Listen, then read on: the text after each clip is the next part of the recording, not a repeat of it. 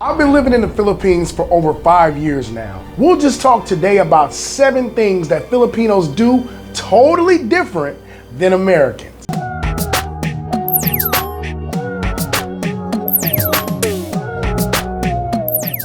Number 1, bottled water over tap water. Even the Filipinos don't drink the tap water, not as a rule. Most people drink bottled water, or we get the water in the big jugs, right, from the water stations. They got places out here in the Philippines all over the place called water stations. They have huge big water filters inside of these places, and it filters out water to make it drinkable, make it nice and healthy for people to drink.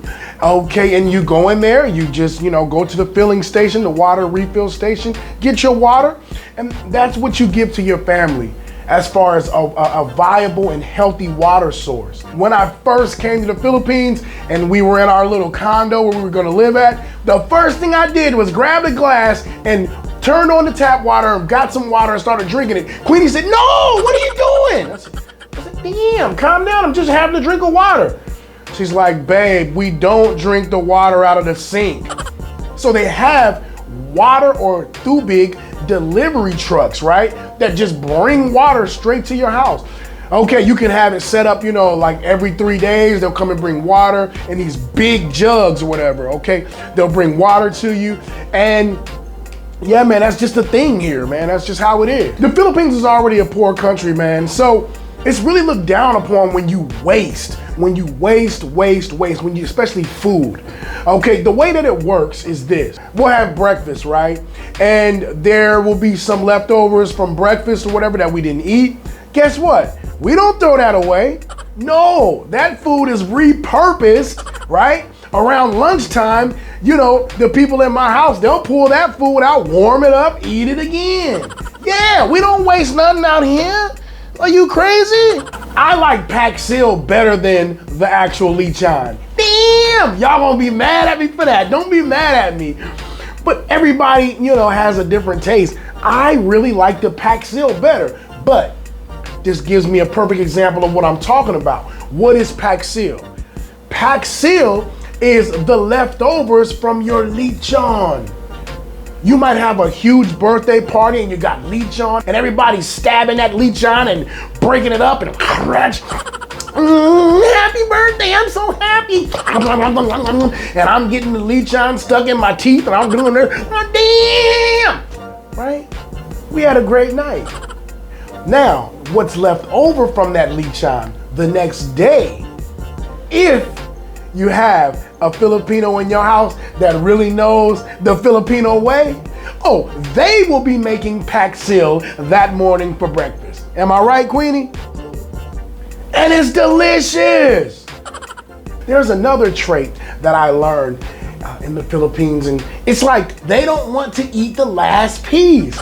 Is that bad luck? Tell me in the comments, why is that? I always notice that you guys don't want to eat the last piece. Save it for you. I want to save it for you. No, because the American style, shoot, man, we rushing to get that last piece. You can see this hand right here, this hand right here. Give me that piece. Right? Because in America, it's all about competition. It's all about greed. It's all about abundance. Right? But in the Philippines, this being a poor country, this being a country where they try to care for each other. They try to make sure, hey, kaon na, kain na. What does that mean? Eat now, right? Because they want to know, did you eat today?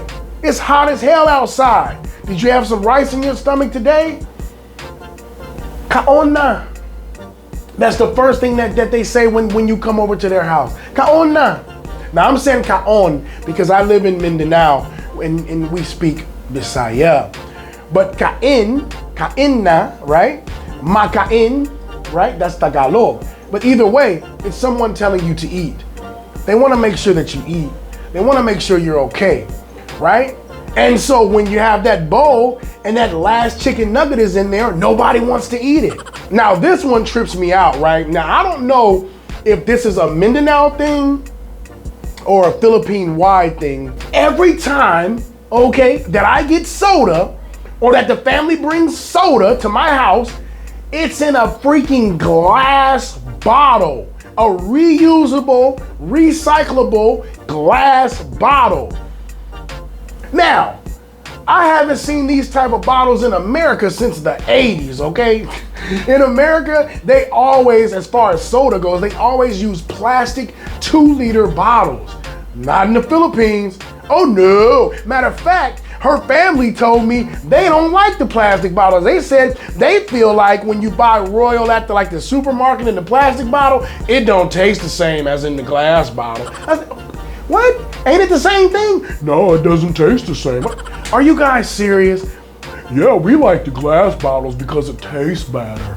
You guys told me that. Cheaper too, right? It's cheaper as well. Do you really believe that the soda in the glass bottle tastes better? Really? Ooh.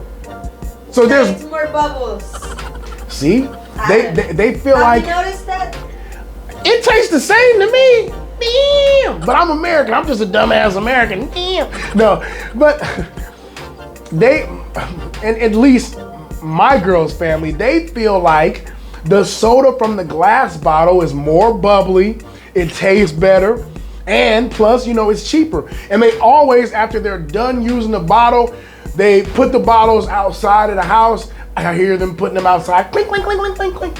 What are you doing that for? Oh, yeah, because we got to give the bottles back to the store because they're going to recycle them.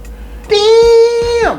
The glass is really easy to recycle, to reuse it. They sanitize those bottles and they refill them again for another person. And this is the way of the Philippines. You guys let me know, is this a Mindanao thing or do you guys use glass bottles when you drink soda, right? Because as I said, all I can speak about is my experiences from living in the Philippines for 5 years. And where have I lived? I've lived in Mindanao. They use glass bottles for soda. Tripped me out, man, when I first saw that stuff, man. I wasn't used to that, man. You know what I mean? And the first time that we went ahead and had American style 2-liter bottles was when I went to Shakey's, right? You all know the deal. 2 pizzas and a soda. Damn! That's my favorite deal at Shakey's. And the soda that they give you, it looks more like an American bottle. It's plastic, and you know what I'm saying? You got your Coca-Cola in there. Queenie didn't even want to drink 1 drop of that soda that came out of the plastic bottle, okay? She's like, I don't want that, it's a plastic bottle. She acted like it was a disease or something. Yesterday, we was riding down the street, and I saw a motorcycle. Listen, this dude had about 50 bundles of bananas on his motorcycle. Damn! I'm talking about this motorcycle was so little it looked like a damn toy, but he had so many bags of bananas on his motorcycle I couldn't even see the driver. It was bags all over the motorcycle, behind him, under him, on top of his back, and he's riding like this. Right? But this is normal in the Philippines. They use motorcycles, right, to transport things as if they had a truck or something like that, right?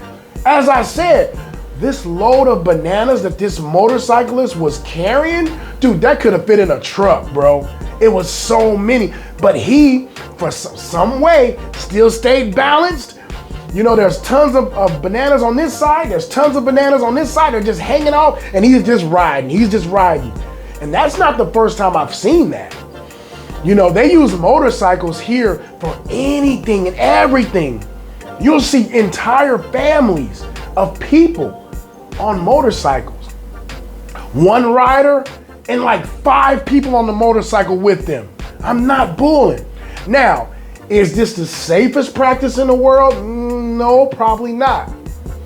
But at the same time, you gotta think about the fact that motorcycles are really popular here because they're incredibly economic, right? They're cheaper to buy, easier to maintain. And here's the main part why I think the Kababayan love motorcycles, because you can weave in and out of traffic. And basically the motorcycle is the cheat code when you're in busy traffic. Damn! You know what I'm saying? Oh yeah. You think if somebody got a motorcycle in the Philippines, they just gonna go straight? Oh no. They're right? And when everybody else that's riding in the autos or riding in the Sakanan, they gotta wait. on the car in front of them and the car in front of them and that car in front of them. Oh, the motorcycle ain't waiting for a damn thing. You best believe that right? With 200 bags of bananas on his back. It's just something you got to get used to when you're living here, man. Motorcycles are king here. And I feel like, I would say, the ratio between motorcycles and cars and like second-hands and stuff like that, I would say 60-40. 60% motorcycles, 40% cars and second-hands, right, in the Philippines. Now in America, it's completely the opposite. It's probably 60 or even probably 70% cars and SUVs and stuff like that, and like 30% motorcycles. You only see motorcycles every now and then in America, right? And the way we think about motorcyclists in America is like they're daredevils, they're crazy. You might just see them ride past, you'd be like, crazy ass motorcyclist, and you just keep driving. That's the way we look at motorcycle culture in America. In the Philippines, it's more practical, right? And makes more sense to deal with motorcycles. If you're making the average wage here in the Philippines, people with money, in the Philippines, they still get cars or SUVs or get a Nova or an Avanza or something like that. People with money. But the average everyday people, they got motorcycles, dude. That's just a fact. Let's move on. Shopping mall hangouts. Oh, the shopping malls. Oh my God. The shopping malls in the Philippines are crazy, dude. See, in the Philippines, shopping malls aren't just a place to go shopping at. Shopping malls are air-conditioned hangouts where you can get away from the sun, chill with your friends, right? You can do anything in there. They got full gyms, okay? In the malls in the Philippines. They got churches in the malls in the Philippines. So that shows you this ain't just a pit stop.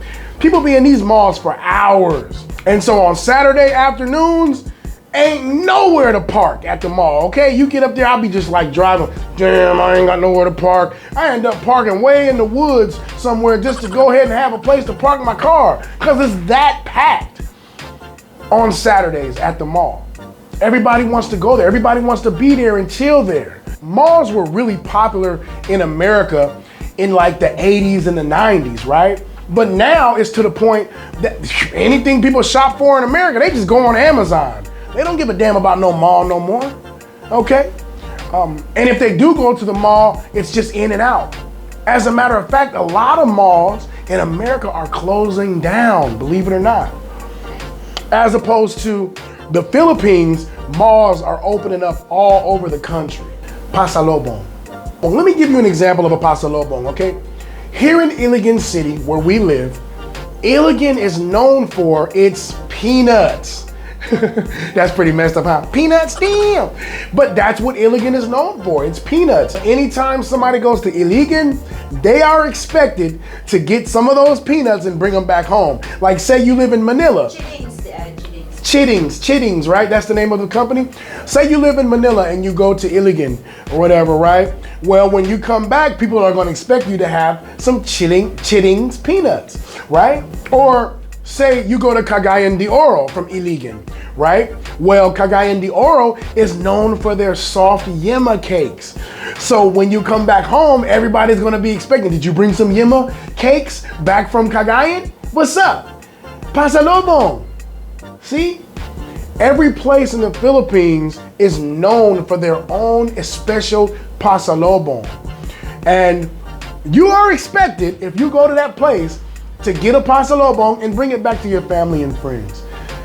It's just a nice gesture so that people can kind of, in a way, enjoy the place that you went without even going, Because you come back and you give them a treat from a place where that you were at. Okay, but that's what a pasalubong is. I don't really know where this tradition came from. You guys can tell me in the comments what is the origin of the pasalubong tradition, because I always felt like this was a really cool tradition. You go somewhere And you know, people are like that naturally. Did you bring me something back? Especially kids. Did you bring something? Did you bring something? Right? And in the Filipino culture, if you go somewhere, you always bring your family and friends something back from the place where you went. And that essentially is the phenomenon of the pasalubong. Okay? Pasalubong is a way of saying I thought of you. Ah, so that's okay. So Queenie just told me a pasalubong is a way of saying I thought of you. I thought about you. Even though I was miles and miles away, I thought of you. That's awesome.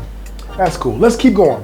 It seems like Filipinos really appreciate their vloggers more than any other place that I've ever been in my life, right? In America, they look at vloggers as just losers. Just people just holding the camera, talking shit, and messing around. They don't respect vloggers. But in the Philippines, the kababayan love their vloggers, right? I get so much love here, man. And I appreciate it so much, man. Every time somebody sees me and says, "You're Dean Hashim," right? I have to stop and take a selfie with them. Because who would I be without them? You know? And just the fact that they love their vloggers so much here, man, it is mind-blowing to me, man. I've never seen nothing like it.